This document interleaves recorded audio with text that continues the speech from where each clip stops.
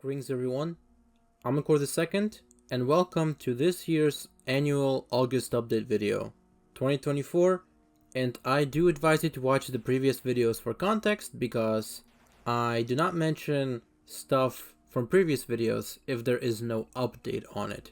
So assume that if I don't mention some project that I mentioned before, it's because there is nothing new going on with it, and let's just get into it. So let's start with my mood once again. I'm actually in a pretty decent mood lately. I've had an extremely busy summer, so I couldn't get as much done as I wanted to, but I still got a ton done, which, I don't know, leaves me feeling very productive and hopeful going into the next year. When it comes to time, there will be some problems when it comes to getting time for projects on this channel and my data packs because, like I said before, college, it's back at it again. And it's gonna eat up a bunch of time, but hopefully less time this year. That's all I'm gonna say on that front. And yes, of course, there's a lot of other stuff to balance, but I think I should have more time this year than before. At least if you look at it from the perspective of the year starts in September. I know it's weird, but that's just because of how my annual update videos go. They're always in August, so that's kind of how you need to view them. On the topic of money, I feel much better about it this time around. Although I'm not like rich, so I still need to, worry about having enough money for everything. But I do feel better than last year when it comes to that. Fingers crossed nothing happens that will financially cripple me. So let's chat about my channel now a little bit. Something actually quite extraordinary happened this year. I've gotten a pretty damn big boost on the channel. A lot more subscribers, a lot of new views, and finally that stupid Jolly video that's been annoying me for years has been dethroned and is no longer my most viewed video of all time. Which I want to clarify, it's not like I hate that video or something, but it just annoyed me that that was my most viewed video for so long, and now finally we have a newer video on that spot instead. I feel so good about that. So it's got 29,000 views, which is insane to me, and even over 1,000 likes. For my channel, that is just enormous success. So I want to thank everyone new and especially everyone who has been with the channel for a bit and has sticked around so far. Thanks a lot for everyone's support. I'm really happy about the fact that I've got a lot of new audience members, and I really want to make sure I nurture that success so far and, kind of get further ahead because, like I said before, YouTube for me is not a job. I'm not doing this to get paid. I'm doing this for the passion of the craft, if you want to say it that way. I just like YouTube. I like making videos, like watching videos. So it does feel good when your work pays off, even if it's a hobby. I still do it for my own pleasure, but it also feels very nice when that work pays off, and it did pay off quite big this year. So I just hope that I can continue, and I'll try my best, even though I'm quite busy and I cannot make videos very regularly, to grow my audience and improve as a YouTuber. Now when it comes to streaming, I still quite want to try that, especially now that I have a new computer. It probably should work better, and I'll also try to figure out what the problem was with OBS, because I do think that was OBS. I don't know, I might even try a different software for streaming. But just like with the videos, it's for fun, it's a hobby, it's not like I wanna dedicate hours multiple days a week to streaming. I literally cannot do that, even if I wanted to. So I'm only looking into streaming as something fun once in a while. Like, I don't want to do any regular streams or schedules. Hopefully we can stream once in a while just for fun, to do stuff maybe for a video, or just to show off some data pack stuff that I'm working on. Maybe even a special event, but whatever the reason is, I just hope that maybe this year and next year we can find some time to figure out a good stream that actually is not a slideshow like before. If I figure that out, I'll probably stream more. Now let's get into some stuff on my channel. So Mary's Arcade, yes, it's almost done. There's literally one video that is already shot. It's all done. I just need to finish editing. It is a bit of work, so I will not get to it anytime super soon, but I will try to get to it eventually when I can. It should be by the end of this year, 100%. I am certain of it. I cannot promise it, but I'm certain of it, that I should have enough time to make that video and finally finish that series. Mary's Arcade is interesting because on my channel, I've released one more video this year, but the one before that was a relatively big video on my channel. It was, I think, close to 3,000 views or something like that. My new video wasn't even close to that, but I still intend to finish the series, and trust me, it's gonna be great because I will actually 100% the game. At least as far as I know, I'm gonna beat everything, even the hardest challenge. So tune in to watch that when that video is finally done. Also, on the topic of FNaF, yes, I've started my FNaF Retrospective on the original series, which I'm extremely excited about. The first video really did not take off, but I understand it's a FNaF Let's Play in 2024. I mean, we've all seen it, right? But trust me, when I cover this series, I'm gonna try to cover everything I can. Every little detail, technical stuff, glitches, bugs, history, teasers, things in the community, lore, story, gameplay, like basically anything I can, I will try to cover in this series. It's going to be such a blast. The first episode is not great, admittedly, but I think it's a good start. I just made one mistake in that episode that I think didn't reflect well on it in general, but trust me, I will continue this series. I will play all the Scott games, all of them, and I will try my best to beat them all 100%. I cannot promise once again, but I will absolutely try my hardest to. And I think I can beat most of them on 100%.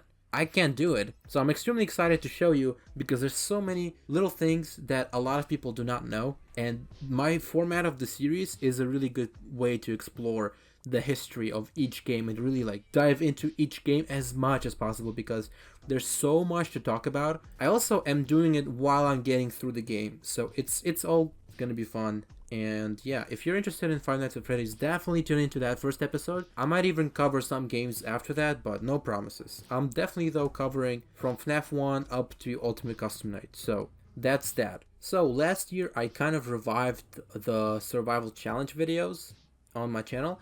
I definitely plan to do more. In fact, one is in development. I teased this video recently in my previous update video, which is basically centered on data packs. It's not an August update video. It's just like a impromptu update video because after getting that big push from the mob tweaks release, I wanted to make a video to kind of capitalize on that success and pitch a bunch of stuff to my new audience. So yeah, I teased it in that video, but in this video, I'm just gonna tell you exactly what that video is. And it's a survival challenge inside of a trial chamber. So imagine you have nothing on you and you need to beat the whole chamber, loot the entire thing. That's kind of what the video is about. So that one's gonna require a lot of work, and I wanted to push that video out sooner, but I just cannot. I will try to do Mary's Arcade first. But like I said, we'll see. It also depends on my mood as well, which one I'm more into at the moment. So far, I want to do more FNaF stuff and Mary's Arcade and less on the trial chamber, especially because I already missed the 1.21 release anyways. So it's not like it's going to be a topical video or I'm going to miss out on video being relevant to the time at which I'm posting it. I already missed that point, so I'm not too worried about it. Also, the previous one did not do very well, so I'm not banking on this video doing well at all. In fact, I expect it to not do very well, but like I said before, I'm doing YouTube not to get as many views as I can, but just because I like it. If some people watch the video and enjoy it, that's all that matters. I put it out there, people can enjoy it. It doesn't have to be a super large amount of people. And I kind of want to also do a Nether Survival episode where I escape from the Nether. It'll help me show off a bunch of my data packs, mainly the Nether stuff and more mobs, but also Overskip, because that pack's whole theme is starting in the Nether and then escaping, so that'll be a very natural pick for that video. And of course I also want to do a whole series which is just completely contained in the Nether, and it'll include mods and data packs, and it's going to be packed full of content. It's not going to be gigantic. I'm not going to just put anything in there. I'm only going to put stuff that I think really improves the game and adds to it. It doesn't remove anything from the experience or overstuffs the Nether with too many features. So let's get to missed opportunities. That is a series that I also want to turn into a mod, as I also expanded upon in one of the videos that I mentioned before in this video, the general Minecraft project update video that came out earlier this year. So yeah, I'm still looking for people to help me with that, but in terms of the videos themselves, I've done quite a bit more progress. I have a 1.17 through 1.19 video in the works. It's all written out. I already have all the ideas on paper, as well as 1.20 and 1.21. Those videos are all written, they just need to be filmed and edited, and I don't know when I'll get to that. It's not very high priority, but I obviously want to make this video so that it'll be easier to pitch to mod developers. And obviously it's just for the sake of the videos themselves, because I really like the one video that we have already and I really want to keep it going. Now let's get to my other Minecraft projects. Let's start with more mobs. So the other data packs this year have all been updated to 1.21, and more mobs so far has been stuck on 1.19 for really long. I know it's been forever since an update to that data pack, but Mojang just keeps throwing in these game-breaking things in every minor release. It demotivates me from releasing more mobs because I don't want it to be soon broken by the new Minecraft release. So for this one, I'm honestly considering skipping to 1.21 because of the changes they made to food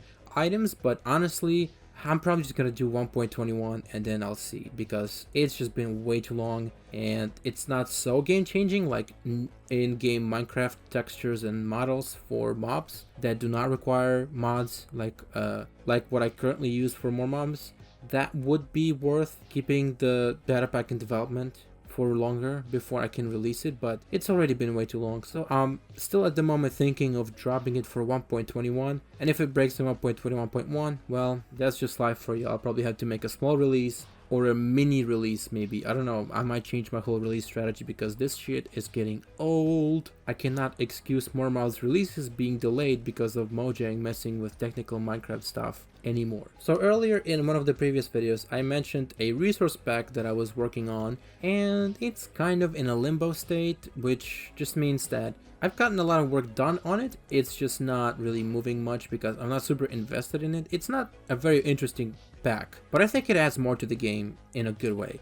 I don't know, I guess that's very vague, but I just want to say that that resource pack is nothing mind-blowing or something that requires my attention, like I really want to get to it. It's just one of those things that eventually I'll get around to. When it comes to my regular data packs like Overskip, Recipe Tweaks, Nether Weather, and now Mob Tweaks, they're just gonna keep receiving pretty consistent updates, mainly having to do with porting to new Minecraft versions. But of course, once in a while I'll sneak in a feature or two as well, just to add more to those data packs than literally just updating them for the new Minecraft version. Especially for Overskip, because Mojang changed the way that zombie reinforcements spawn, which means there are no more zombies in the Nether, which will change a lot about the way Overskip advancements go. And so I'll have to find some kind of way to fix that in the code.